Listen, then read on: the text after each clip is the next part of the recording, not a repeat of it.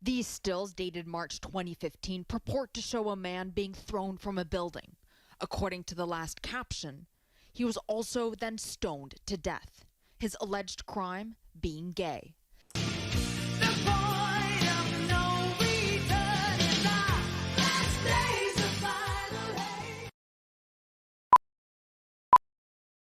Hi everybody, my name's James. Welcome to California High Desert Preacher. Today's video is going to be discussing, alright everybody, thanks for watching California High Desert Preacher.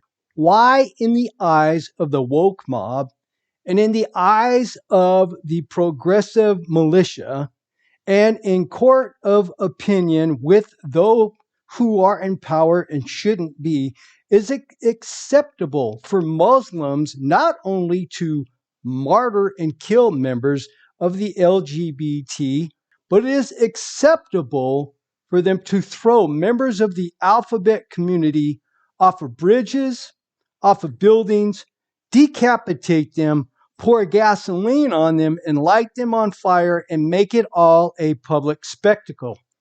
My question would be, or why are these powers that shouldn't be always coming after Christians and Christianity, calling us haters, using hate speech, liars, and saying all kinds of horrific things against the body of Christ and the Holy Bible and the God of Abraham, Isaac, and Jacob? But they never, ever openly, outspokenly, on internet, on mainstream media, will you ever hear them damn the Muslim faith or people that believe and practice the Muslim religion. It's always comes full circle back to the Christian community. But in this video, we're going to show you a prime example of what Muslims truly believe in and what it is that they really practice. Don't forget to hit that like button, subscribe, and leave me a comment down below. That's like, share, and subscribe, and leave me a comment down below. Life for gays in the Muslim world is difficult as it is, but in the areas where ISIS rules, the retribution is beyond cruel. Now, again, ISIS images meant to shock and to terrorize have been distributed, and more examples of their inhumanity are on display. This time, it is perverted justice against gays in both Syria and Iraq. The names of those Arwa Damon spoke with for this report have been changed and their identities concealed. These stills, dated March 2015, purport to show a man being thrown from a building. According to the last caption, he was also then stoned to death. His alleged crime being gay. These images were posted by ISIS in its stronghold of Raqqa. This series as well, from January, show an older man seated in a chair and then tumbling to the ground. Also in January, these from ISIS in Mosul, 2 men murdered in the same manner. In all the photographs, dozens of people are seen watching the killings, seemingly unfazed. Nor, a gay Syrian man says, that makes the atrocious act even more nauseating. And their facial expressions are really scary because they are not even scared of what's going on. They may be a little bit excited or maybe happy to get rid of homosexuals in the city. Syria was never a nation that accepted its lesbian, gay, bisexual, and trans community. The country's laws criminalize homosexual acts, punishable by up to 3 years in prison. Since the revolution turned war, life for Syria's LGBT community has become even more dire. All right, guys, so I stopped the video there because I have a few questions that I need to ask members of the alphabet, aka LGBTQ plus P community. My question would be to you, I never ever hear you go after the particular religion or people that practice this religion of the Muslim faith. And I never ever hear you say anything against this particular group.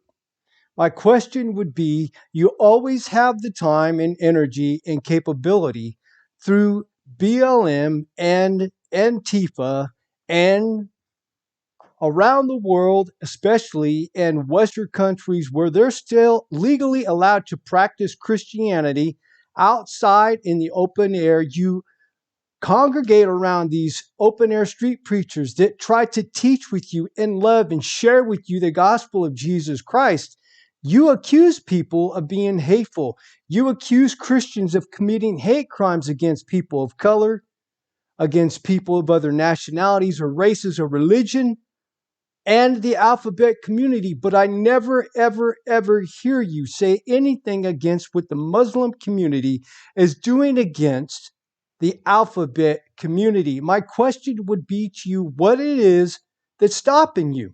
Are you afraid that they're going to turn on you and attack you? And what gives you the right to come after Christians for preaching and teaching and practicing what our God and our Bible tells us to do? The Bible tells us that if we love our neighbor as ourselves, and He's also given us the Great Commission to go out here, 1 Peter 3:15, Matthew 28:19 through 20, to preach and spread the gospel. This is what God has called Christians to do, and we do it in love. We're not telling you that we're any better than you. We're not trying to be self-righteous and that we're not trying to condemn you to hell. We're not trying to do any of those things. We're sharing with you whether you're gay, straight, heterosexual, black, blue, green. It doesn't matter. If you are a sinner and you don't accept Jesus Christ before you die, you will go to hell, because that's what the Bible tells us. This is why we teach it and preach it. Stop accusing Christians of doing the things that other groups and other religious factions and communities are doing. Stop coming after us, those who are vulnerable, because we're obedient to our God by walking in love, by turning the other cheek, and by trying to return good for evil and go after those who are truly guilty of the things that you have accused us of being. It was not ISIS that forced Noor to leave Syria.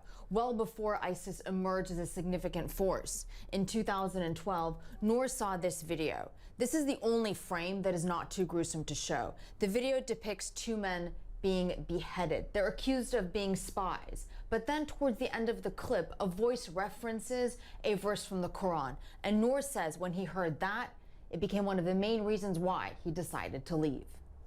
According to the posting, the video was filmed in Idlib, Noor's home province. There's a very specific verse would say like, only this sin of homosexuality would shake the throne of God.